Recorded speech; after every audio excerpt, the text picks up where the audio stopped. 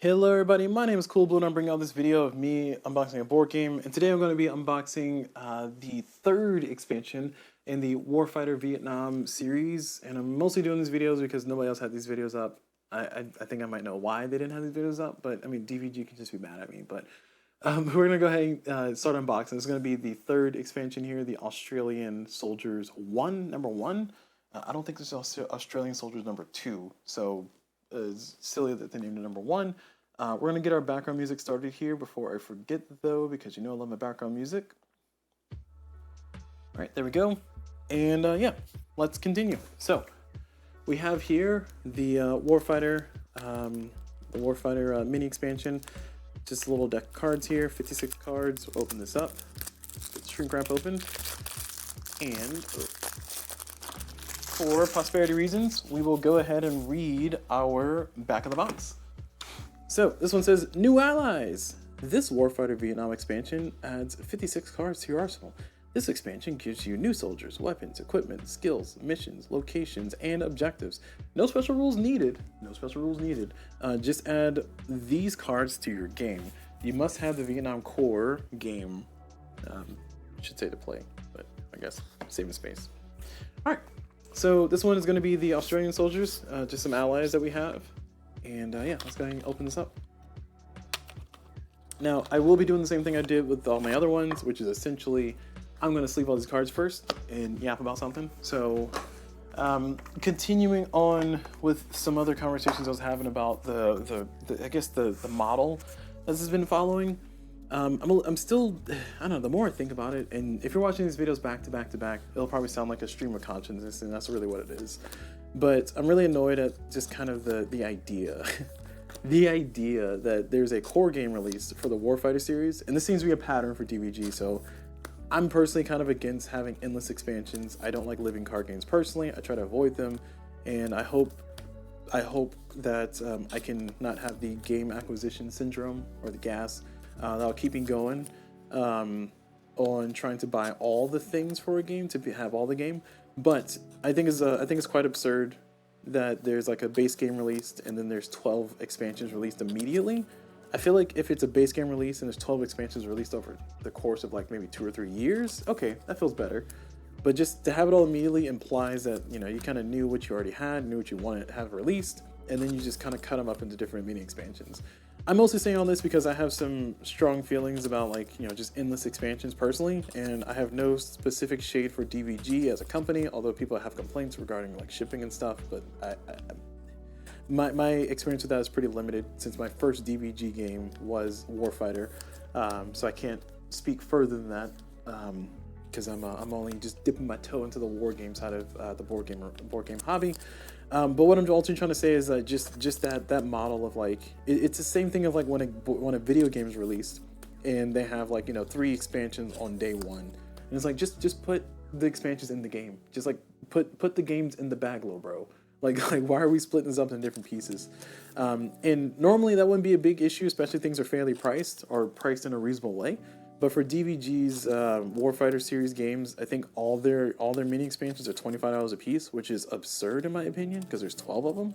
Like $25 is what I would pay for a Marvel Legendary expansion, and Marvel Legendary expansions come with like at least, you know, 3 heroes or 2 or 3 heroes, some henchmen, another villain, and like some theme and all this other stuff and artwork. I think it's absurd. I think it's absolutely absurd that 56 cards is what you get for $25. Now, granted, for mine, the reason why I got all these is because my friend at the local game store, I wanted to support them, and they usually do like 20 to 30% off of games off of their MSRP. They had all the expansions for $16 to $17. Sorry, $17 after tax. And I was like, you know what? Fine. I think that's the best deal I'm going to find on the internet anywhere else. I'm not going to tell you guys where my friend at the local game store is because I don't want you jacking out the prices on me. So here's me being stubborn. But I just think it's crummy, you know. I just think it's crummy. It's just like, man, jeez, just like let me have a board game that has like a lot of variety and stuff. Now, with all those negative things said, and I'll definitely talk about this in my review of the Warfighter game whenever I do decide to do that for Warfighter Vietnam specifically. With all those things said, Warfighter Vietnam has a lot of stuff in the base game box. So huge kudos for having like a lot of variety, a lot of different mix and matches you can do, and it gives you a lot of good looks. So it is, in my humble opinion, absolutely unnecessary for somebody like myself, who's probably only going to play this game maybe twice, maybe 3 times a year at best, outside of like the first year or so that I have it. It is absolutely absurd for me to go out and buy all the expansions. But if you really love this game, you want to sink your teeth into it, there's a lot of different things that these expansions seem to have offered. I'm only opening number 3 so far. I've opened, in the video series, I've opened number 1 and number 2, and now number 3. But IRL, in real life, I've opened the campaign one too, and sorted that one and put that in the base game box. So all that goes a long way to say I've seen a lot of like cool things so far, just in what's been offered in these 56 cards. So it's nice that there's a lot of things offered in these 56 cards. I'm still annoyed at how it's being offered though. So cool, glad I could rant about that and sleeve my cards at the same time. Or maybe you guys skipped over the rant and didn't hear it, so that's fine. I will take no offense because I understand people got things to do with their time. They can't sit here for 40 minutes and listen to my rant that they don't really know or give too many cares about their specific opinion. Same. All right. I say as I give my specific opinion. So let's go ahead and look at the locations first. And let's see what they got here. So this is a fortified bridge. And this one's 1 action to play. Hostiles and soldiers gain +1 cover, 2 XP. Okay, cool. Open waterway. Man, these are these all just structures? These all look like structures. Wait. Oh no, okay, well this one's not a structure. This one's Suspicious Fog. Okay. Sorry, excuse me. Suspicious Fog is a location, 2 actions to play. Soldiers must engage hostile cards in this location to target them. Fever 8? Oh, man, these are some treacherous places. Ugh. Alright, well, is it really Vietnam if there's not treachery? It looks like the entry costs on these ones are 2 to 3, so that's going to be a little bit rough on the player soldiers. But, you know, this game is always rough on the player soldiers. That's the whole point of the game, right? Just kind of take you through hell. Objectives. Born to be Wild. Don't I already have this one? I think I already have this one. Isn't this in the base game? Wait a second. All right, let me take a quick intermission, because I think Born to be Wild is in the base game. Or maybe I was just reading about it in the forum or something. I don't know. I feel like I remember seeing that in the... Wait, where are missions? These are skill cards. Oh god, this box has so many things in it. Alright, these are missions and events. Nope. I'm looking at objectives, I'm sorry.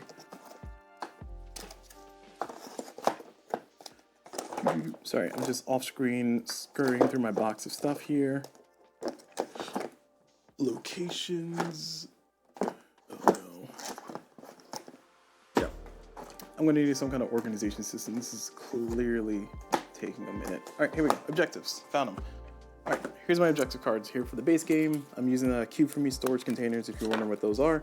I do like them a lot. They are a little bit, they take a while to get here sometimes, but I thought Born to be Wild was one. Let me see. No, it wasn't. Okay. Alright. Well, I'm a filthy liar. Yeah. I guess I was reading something in the forums where someone was talking about the Born to be Wild mission. Or was it... I don't know. Okay. I could have sworn I saw Born to be Wild already. Alright, well. Cool. I'm glad we established that. I can't remember how this game works. Cool. So Born to be Wild. Cry like a baby and hold me tight. Again, I feel like I've seen, like, Hold Me Tight and Born to be Wild. I feel like I've seen those. Maybe there are also missions associated with it? Maybe that's what it is. Hold on. Alright, sorry. Oh no, we've already looked at the missions, didn't we? Yeah. Alright, well, again, my memory is not great. Okay, so these are objectives. This one's Keep Clear, this one's Escape Mission, this one's Eliminate Hostiles. Oh, you know what it is? In the rule book, it quotes Born to be Wild. I think that's what happens. Let me check. I don't know, I'm determined to like understand where I've seen Born to be Wild from. I think it quotes that in the mission types here. So, sorry, this is a diversion here from the normal video. Please feel free to use a timestamp so you can skip through. I'm saying that mostly because I do not intend to belabor, but I know some people just want to see certain things here. All right, so here we go. We got the mission types here.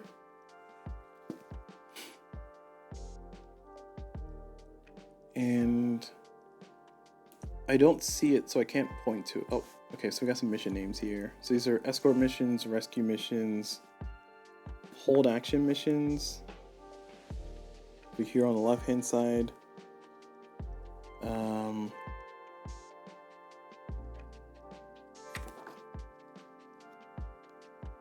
Objective types. Huh. Okay. Well, I don't know where I saw it from then. I am just a filthy liar. Or it was somewhere on the page that I just had on the screen. I just didn't see it. I could have sworn I saw Born to be Wild before, but okay. Alright. It's not important. Let's move on. Alright, so these are the missions. We'll move on from them to the... sorry, those are the objectives. We'll move over to here to the missions. We got A Beautiful Morning, A Piece of My Heart, Hey Jude. I say a little prayer. See, of these, this one is a long mission. We got 2 objectives here. So 4 and 6. This one's a 5, a 4. I wonder if anything's actually gone up to 7, because I think we can go as high as 8. I wonder if there's going to be a mission that goes up to 8, because I really want to see what like a super epic mission is going to give you resource value wise. But these are these ones. Limit 1 soldier. What do you mean? Wait, so there's got to be one person running through the jungle trying to not die? What does limit 1 soldier mean? Limit 1 soldier on this card?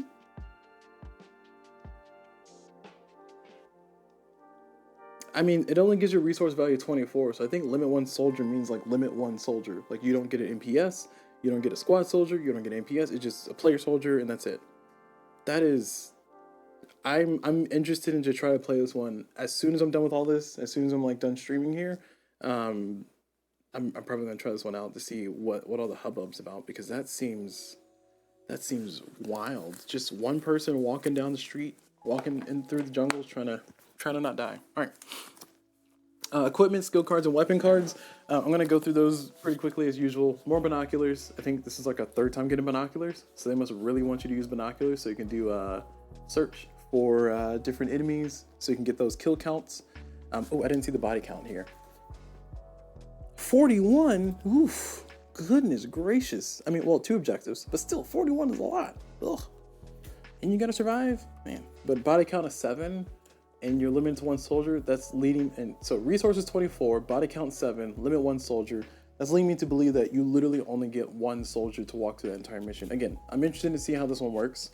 You probably have to be really good at what you're doing to make it to that one. All right, moving on to skill cards. We got Fast Learner. I have that's in the base game, because Vasquez, I think, no, not Vasquez. Is this in the base game? No, that's she has Ready. She doesn't have Fast Learner. Never mind, I lied. Bushwhacker, Build Up. That has a lot of text. What is this? During the soldier's turn, expend every body count on this skill card to distribute the number of actions to soldiers in your location. It says allocate up to 1 body count to this skill per turn. That is a little scary. So you can get, for 5 body count, you can get 7 actions. Ooh. All right, I think maybe I'm just bad at killing in this game. I don't know. Battle tested. At the start of the turn, gain. Like, what do you mean? At the start of the turn, gain 3 XP. What does that do? Pay 1 body count during the pay retain cost step, or remove the skill from the soldier. Oh, I see. So they have to keep like putting bodies on it to get 3 XP. All right. Don't let up. Keep their heads down, and good communicator. That's a 4. That's pretty high. All right. Weapons. I'm gonna spend a little bit more time on weapons because I think these are all Australian weapons, and there are some restrictions on these. I think these can only be used by Australian soldiers, or soldiers who have the flag that matches, I need to look at the loadout rules because I think it said if your soldier does not have the appropriate flag, they can't use that kind of weapon. I don't know how that works. I haven't paid too much attention to it since all the soldiers in the base game are American or Arvin. So they're either American or Arvin soldiers. But we got an M60 machine gun, LA L2 A1 rifle. I'm not very gun savvy, so I'm just gonna put the cards down and look at the stats. Ooh, Beast. This one's named Owen SMG. All right, let's see. Do we have any specific ones here? Anything looks cool? This one looks loaded. This one's called Beast. So it's a 6 and an 8. Are there any like super low ones? I think the lowest here is a 5. Are there any with jam? I see no jam. Oh, nope, I see jam. Oh, this one says no jam. What does no jam mean? I wonder how jam works, because I thought jam had to be a specific word that was called out on the text here. As in, it specifically says, you know, reload value is this, jam value is this. But this one says no jam, so I'm assuming SMGs normally have a jam? I don't know. I've tried to avoid weapons with jam, and by that I mean I don't think there's any weapons. Well, I have not encountered the usage of a weapon with jam in the base game is what I'm trying to say. So when it says no jam here, I'm assuming SMGs have jam. There, that sentence is complete now. Okay, I had to say that so I can stop trying to make it more complete. All right, we got a machete, we got a machine gun, we got ourselves a tripod, M2 tripod. Oh, okay. So if you I see. So you just got to carry this around? This is going to be a part of your load. That's a 10? A loadout of 10? Oh, that's heavy. I think there was a loadout of 11 on one of the previous things. I think that was a flamethrower. But a loadout of 10 plus 4, so you have to have 14. This one's 8 resources points. This one's 1 resource point though. Still pretty high for all of them. This one kills on a 4. Wow, and it has spray. So kills on a 4, spray, and the auto mode is 3. So you're rolling 3 dice, and spray means that if you roll a hit on other dice, so 1 hit will get 1 kill, assuming that you beat the cover value. So the D6 is the cover value. If you beat the cover value on the hostile, then you get a hit, as in you get a D10 that matches the number here or is higher, then you get a hit. You get a kill. Is what I'm trying to say. All right. But all is important though, because spray means that you can hit 3 people, up to 3 people, in an ideal world. So that's actually really good. But again, this one's kind of hardcore, because you must have these two to use it. It has spray 3, or sorry, it has spray pin 3. Jeez, this is a no joke weapon here. Oh man, that is wild. And it says the tripod must be deployed before the M2 can attack. So I don't see a deployed thing, so that you probably just use one of the bipod deployed option or markers to show that. So once the bipod's deployed, which calls an action, then you can start attacking with it. Anyway, so you got a grenade, you got a M16, got a Sterling SMG. This one says no jam too. Man, so it's just American weapons that are jamming? Oh, also machete. Machete seems cool. Its edge, when entering a location with environment fever, pay 1 action to permanently reduce that cost by 1. Limit twice per location. Nice. So I forget what H and P stand for. I thought throw was an option for. Oh no, it's throwing knife I was looking at. So I don't know what H and P stand for. I have not used a melee weapon in one of my things. I haven't even done hand-to-hand combat because I didn't even know that was a rule. Again, showing you how green I am in this game. All right, moving on to the soldiers here. So we got the player soldiers. We got some Australian soldiers here. All these are, everybody here is from Australia. They were our allies in that time period, so that makes sense. They were some of our allies. We got S. Roberts, M. McKenzie, C. Whoa, letters. C. Polkinghorn, L. Donovan. What is it? Just letters? We're just doing letters? That's it? We don't get name? We don't get first names? Samuel Roberts. Michael McKenzie. Gary Polcock. Polkinghorn. Liam Donovan. I don't know. These are probably named after actual fallen warriors, actually fallen soldiers through the Vietnam conflict. So my apologies for the insensitivity that I'm expressing by joking about the names and everything. Respect to the soldiers and thank you for your sacrifice and all that stuff. Insert things that you would say to soldiers. But also, I would advocate for not having useless wars. But then again, America's doing useless wars. But imperialism is gonna imperialism. It's crazy. Because not having useless wars means you don't have to have people die for those wars. But anyway, moving on. Going back into here, though, we have this guy's at 19, and our lowest is two lowest are 12s.